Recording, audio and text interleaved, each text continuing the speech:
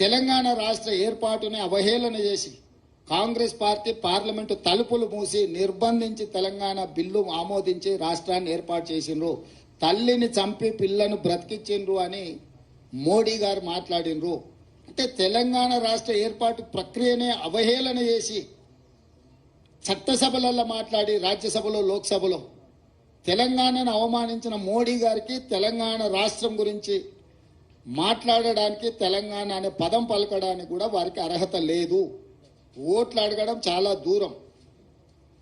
ఈరోజు బీజేపీ నాయకులు ఎవరైనా సరే 10 సంవత్సరాల అవినీతి మీద ఎందుకు చర్యలు తీసుకోలేదంటే సమాధానం లేదు.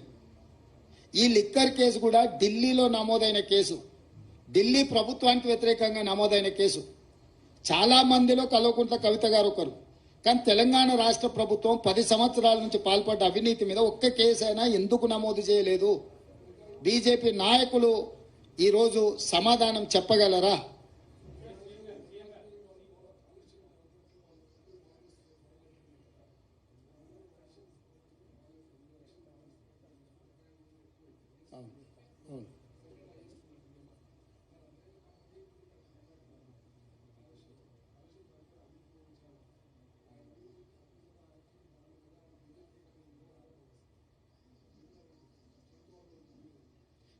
బాండ్స్ ఇచ్చిందని తీసుకున్నారని మీరు చెప్తున్నారు. అధికారికంగా మా దగ్గర సమాచారం లేదు.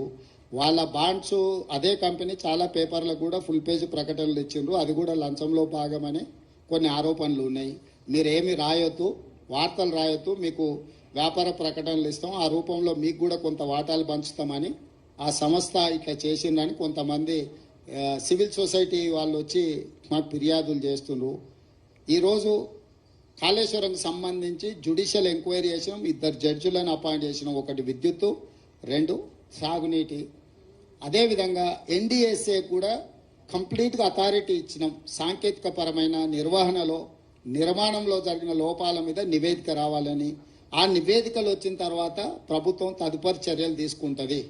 ఈ దేశము పట్టపగలు అర్ధరాత్రి పూట ముంబైలో AK-47 పెట్టి దేశ ప్రజల్ని కాల్చి చంపినా కూడా కసపును కూడా ఉరేయాలంటే ఒక చట్టబద్ధమైన విచారణ చేసిండ్రు. ఈ దేశంలో విచారణ చేయకుండా శిక్షలు విధించే విధానం లేదు. ఎవరైనా అట్లా చేస్తే తప్పిదం అవుతుంది. మేము ఆల్రెడీ ఎవరెవరి మీద ఏం చర్యలు తీసుకుంటున్నాము, ఏం విచారణకు ఆదేశించినాం మీకు వార్తలు వస్తూనే ఉన్నాయి, మీరు చూసే ఉంటారు.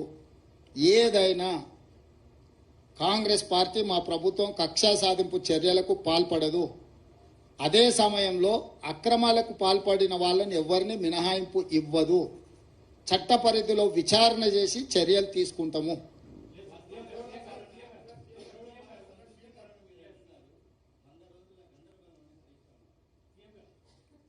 వాళ్ళ పార్టీలో ఉన్న గందరగోళం, కుటుంబంలో ఉన్న తగాదాలను ఆయన పరోక్షంగా ప్రస్తావిస్తున్నాడు.